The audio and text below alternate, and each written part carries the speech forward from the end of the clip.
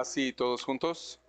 Porque el Hijo del Hombre vino a buscar y a salvar lo que se había perdido. Vamos a orar. Señor, una vez más, te damos gracias, Dios, por este precioso día.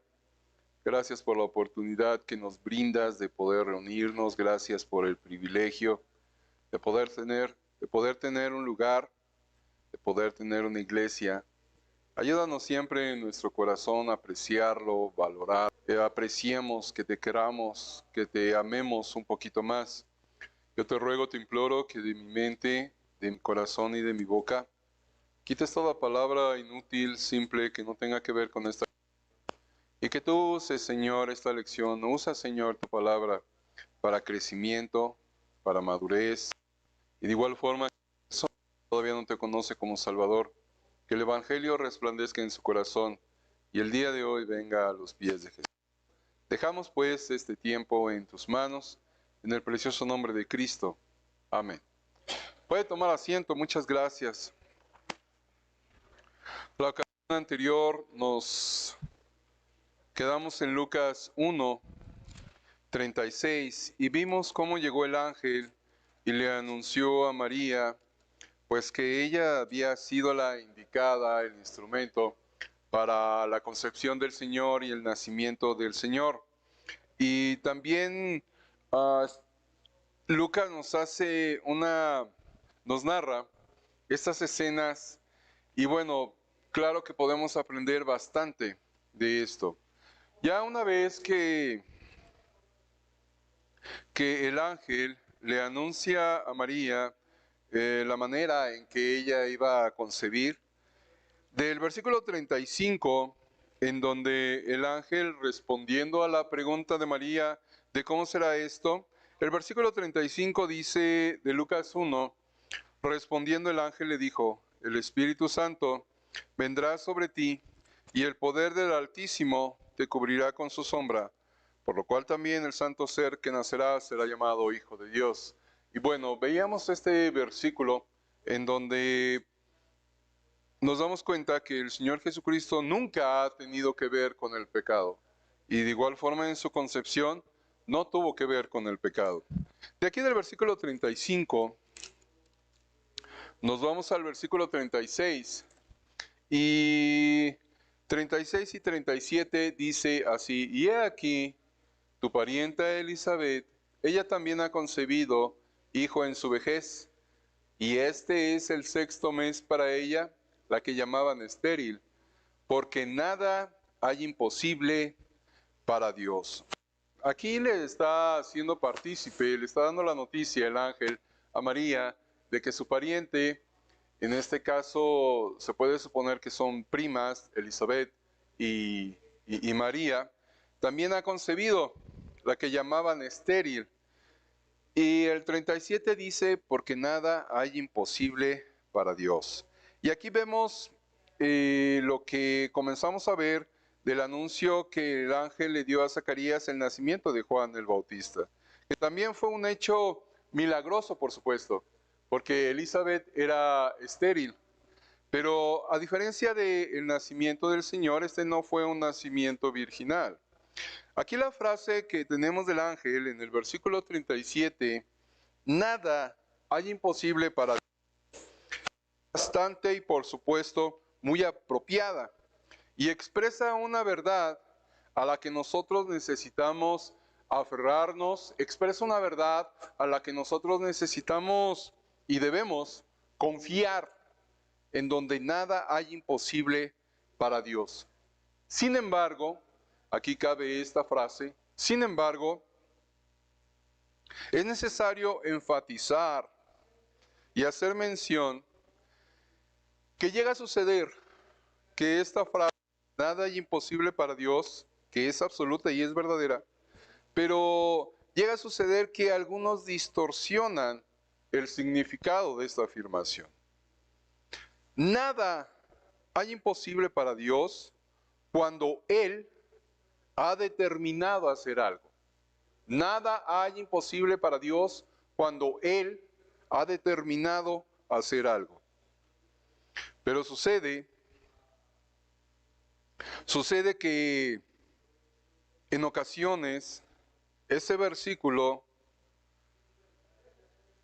se utiliza como un lema, como una justificación para encubrir nuestros deseos egoístas, nuestros deseos de vanidad, nuestros deseos de orgullo, en donde queremos utilizar este versículo en donde dice que nada hay imposible para Dios, y es verdad, pero nosotros lo queremos distorsionar y tratamos, si fuese posible decirlo así, tratamos, y entre comillas lo digo, tratamos de obligar a Dios a que nos conceda algo que nosotros deseamos, que nosotros queremos, pero que no es su voluntad.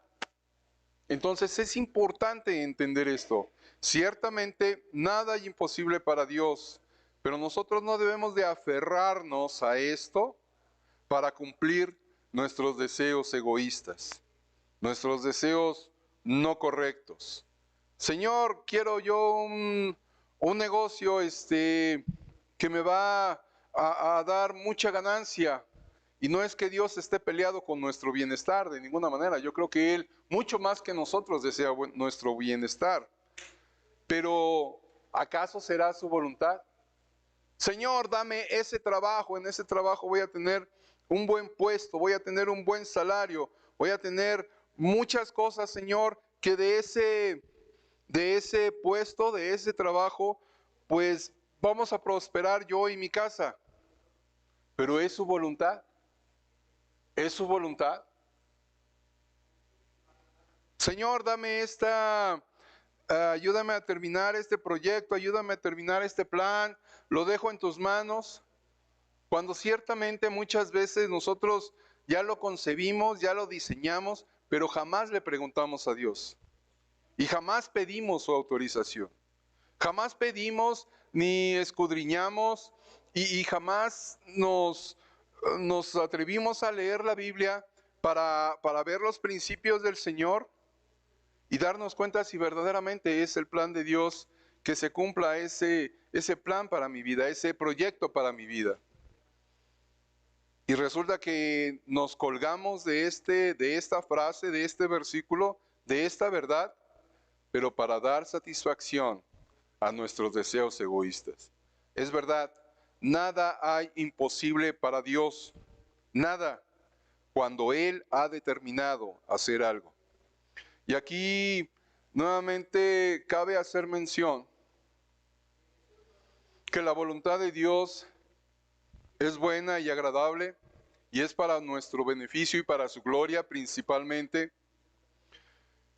Pero muchas veces nos encontramos nosotros en la voluntad permisiva de Dios en lugar de en su voluntad perfecta de Dios.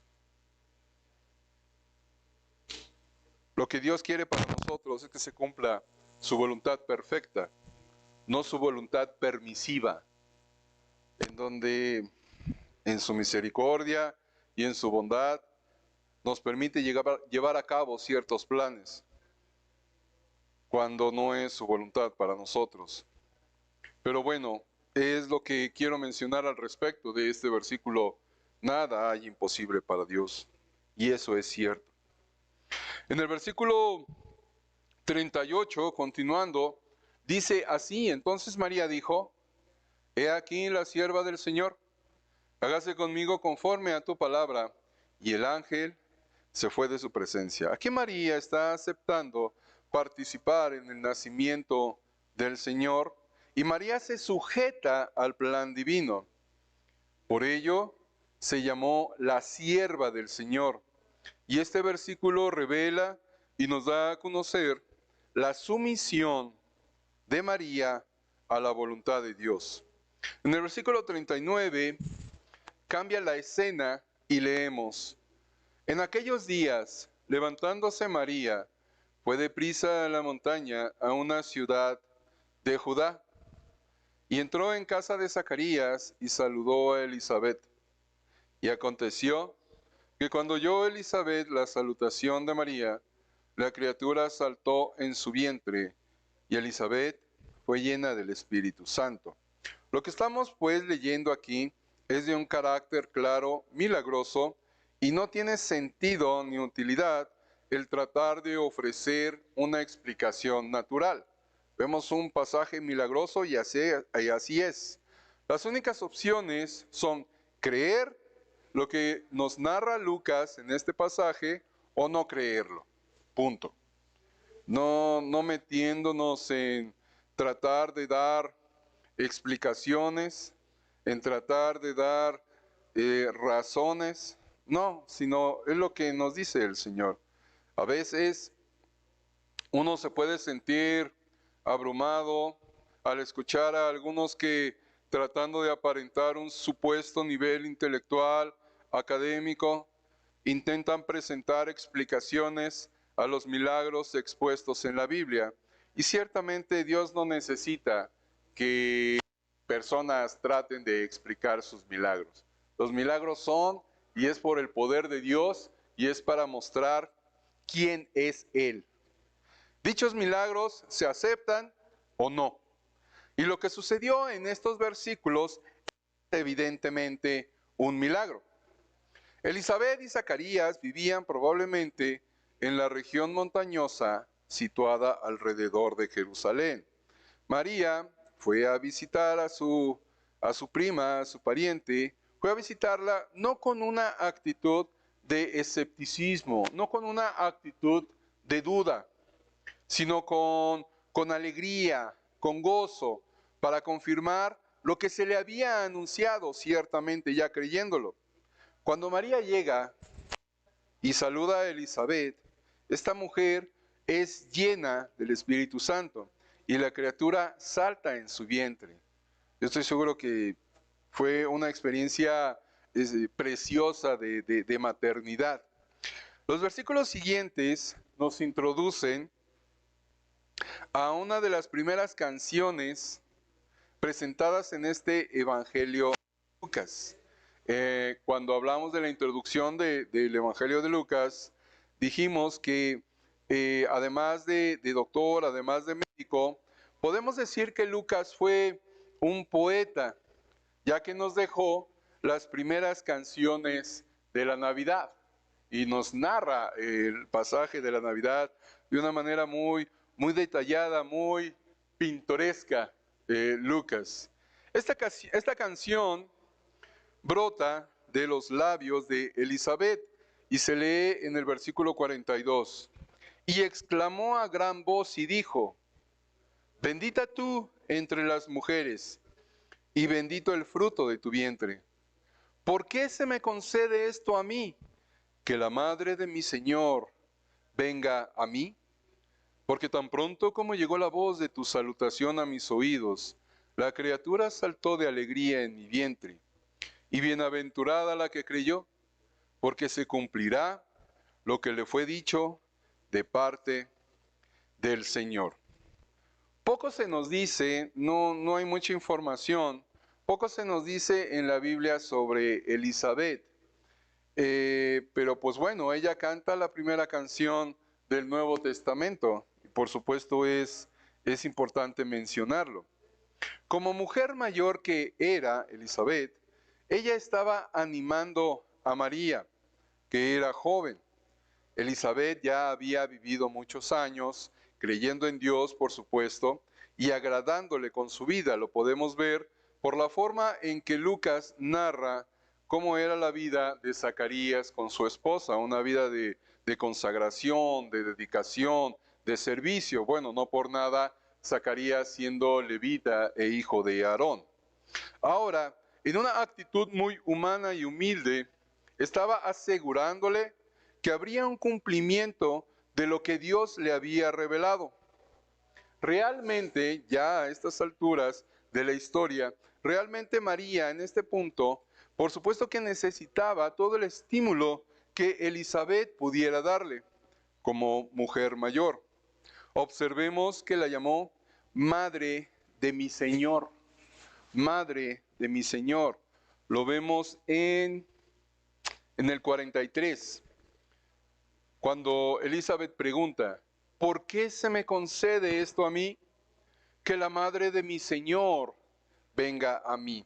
Esta frase que utiliza el término Señor es importante para un lector no judío, para un lector no judío, la palabra Señor, ya que Lucas utiliza esta palabra refiriéndose a Cristo, que significa Mesías, teniendo en mente que los receptores de este evangelio son no judíos, para ellos tiene un significado bastante amplio y grande la palabra Señor. Vemos en el Evangelio de Mateo que Mateo utiliza las expresiones, los términos Cristo y Mesías. ¿Por qué? Porque los receptores eran judíos y entendían perfectamente ese mensaje. Entonces, los receptores, en este caso de Lucas, que son no judíos, cuando Lucas menciona la palabra Señor, está dando el mensaje, Lucas, de todo lo que significa el cumplimiento de la promesa de la llegada del Señor. Seguimos con el relato en el versículo 46, leyendo. Entonces María dijo, engrandece mi alma al Señor, y mi espíritu se regocija en Dios mi Salvador. He mirado la bajeza de su sierva, pues he aquí, desde ahora me dirán, bienaventurada todas las generaciones. Ahora es María la que entona una canción, una alabanza. Esta canción, esta alabanza, es conocida como el Magnificat, que fue un canto de alabanza por el favor de Dios para ella y su pueblo, y que consistía casi en su totalidad de alusiones y citas en el Antiguo Testamento. Lo mismo era cierto de los cantos de Zacarías, que vamos a ver un poquito más adelante, de igual forma de otro hombre llamado Simeón en el siguiente capítulo. Esta canción, esta alabanza, nos enseña cosas importantes, ya que María está alabando a Dios por el favor especial manifestado hacia ella. Y bueno, en esto podemos también nosotros entender que la doctrina del catecismo católico, la doctrina en donde elevan a María a un rango que por supuesto no lo hace la Biblia, pues con esto podemos darnos cuenta que María está alabando y reconociendo a Dios como Señor, como Dios, y ella está sometiéndose al plan de Dios. María nos dice y expresa que ella necesita y necesitó un Salvador y que se alegraba en él. ¿Realmente María tenía motivos? Claro que sí, motivos para sentirse dichosa y bienaventurada. Y así como tal, la reconocemos, la bienaventurada María. Tuvo el incomparable privilegio de ser la madre del Verbo encarnado. Era una persona, por supuesto, muy especial, particular, y no fue un accidente que hubiese sido elegida por Dios para ser el instrumento para que Jesucristo viniese al mundo. Y de aquí nosotros podemos aprender lo que es sumisión, consagración y el cumplimiento de un plan específico para todos y cada uno de nosotros.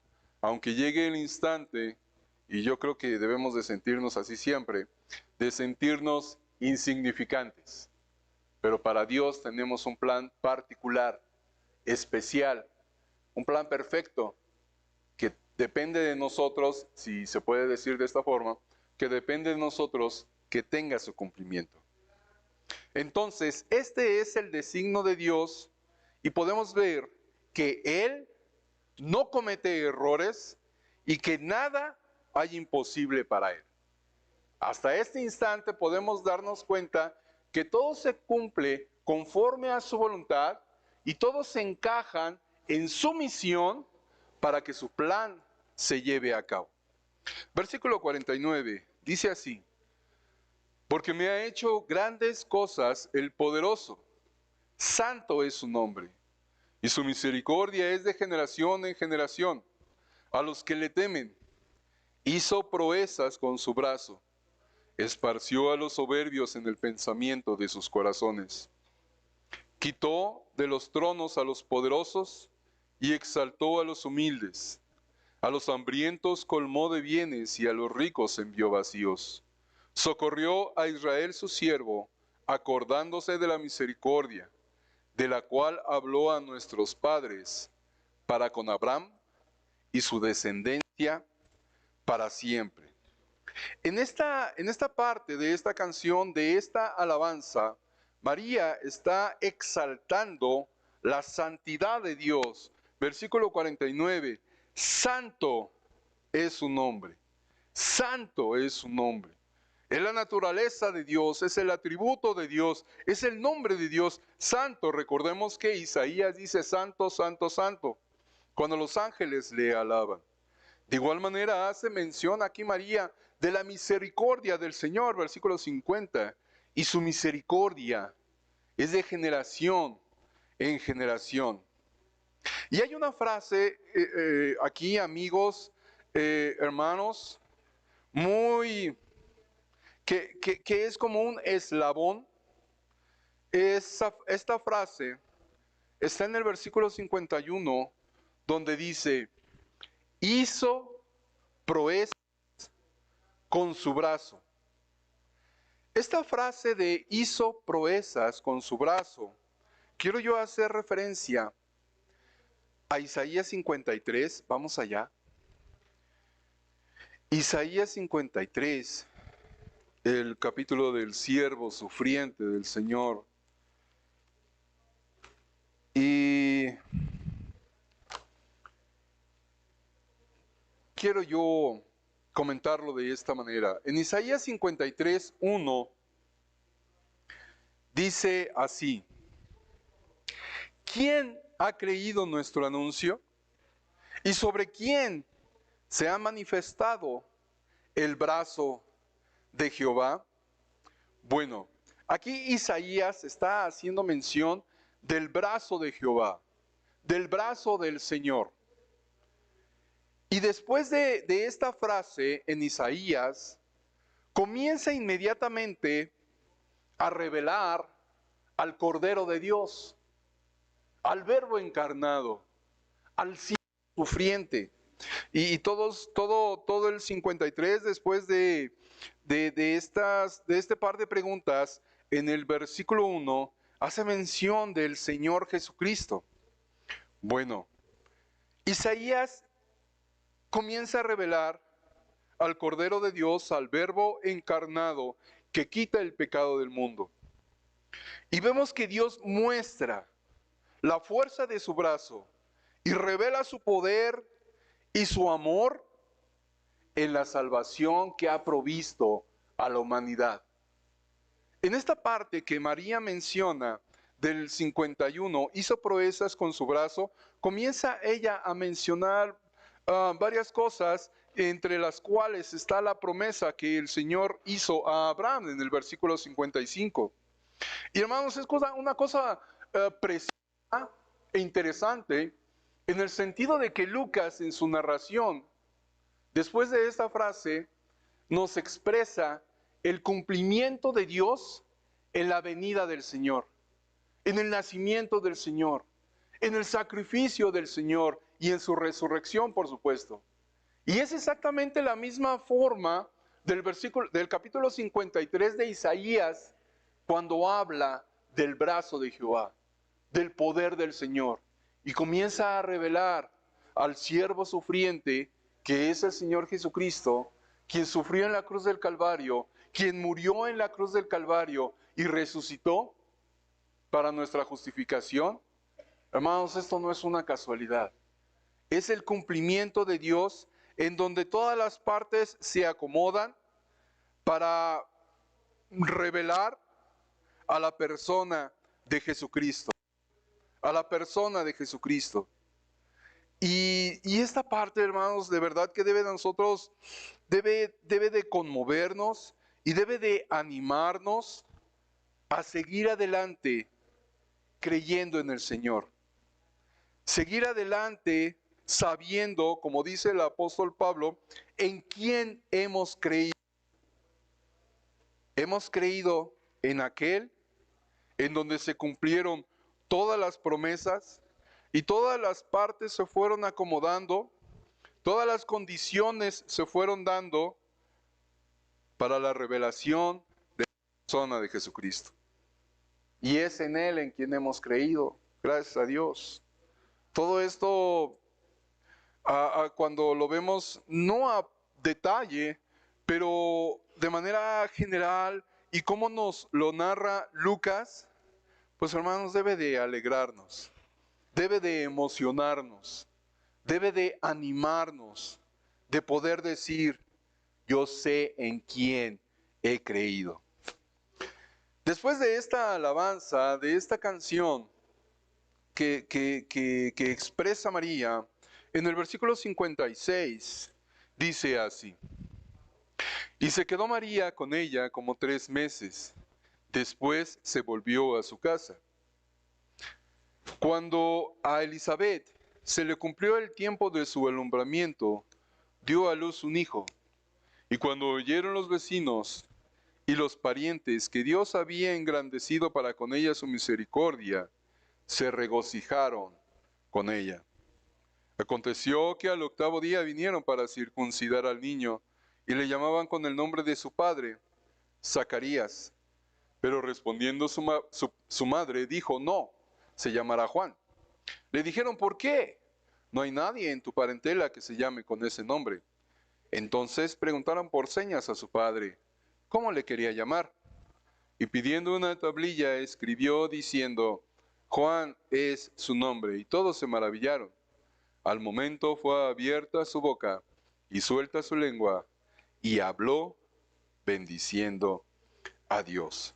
Pues aquí narra ya la llegada de Juan el Bautista, y pues no es nada anormal, es algo yo creo común, que nace el primogénito, y yo creo un hijo muy querido, muy deseado de esta pareja de Zacarías y de Elizabeth.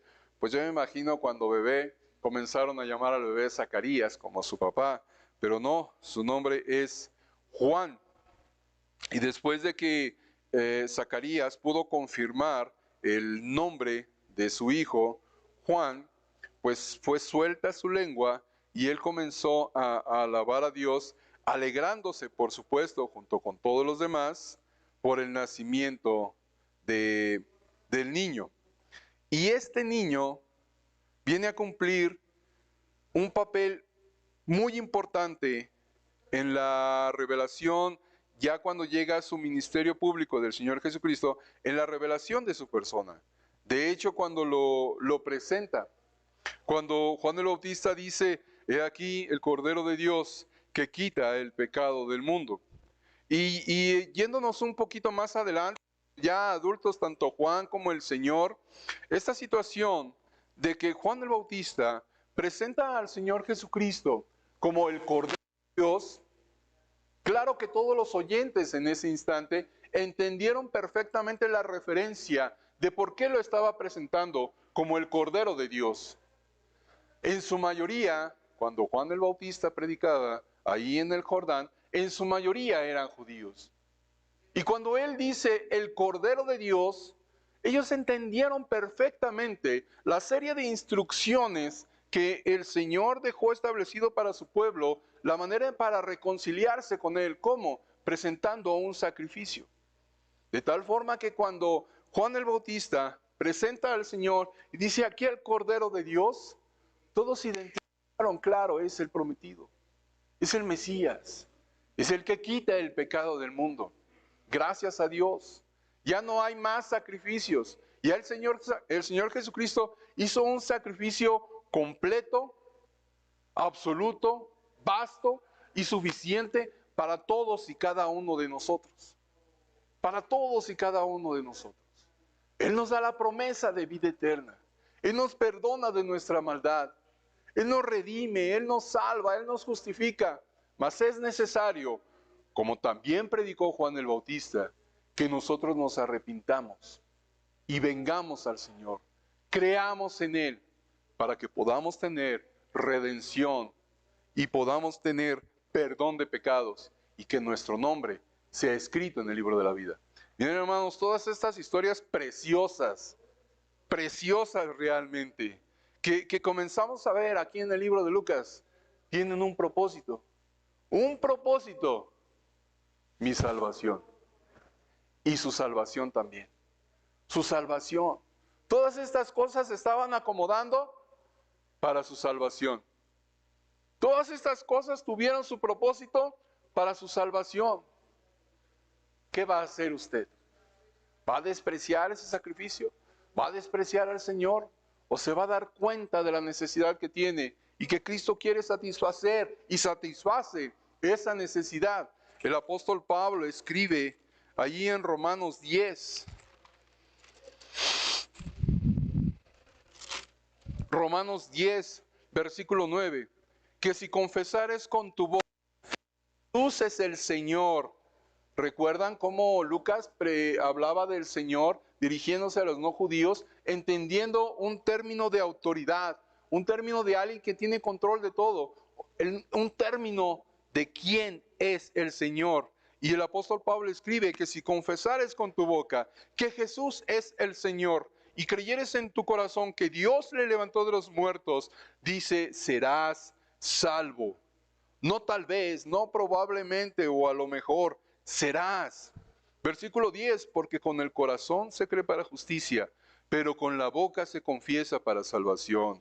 Miren, amigos, de manera cultural y tradicional, en México la mayoría creemos en Dios, pero creemos aquí, en la mente.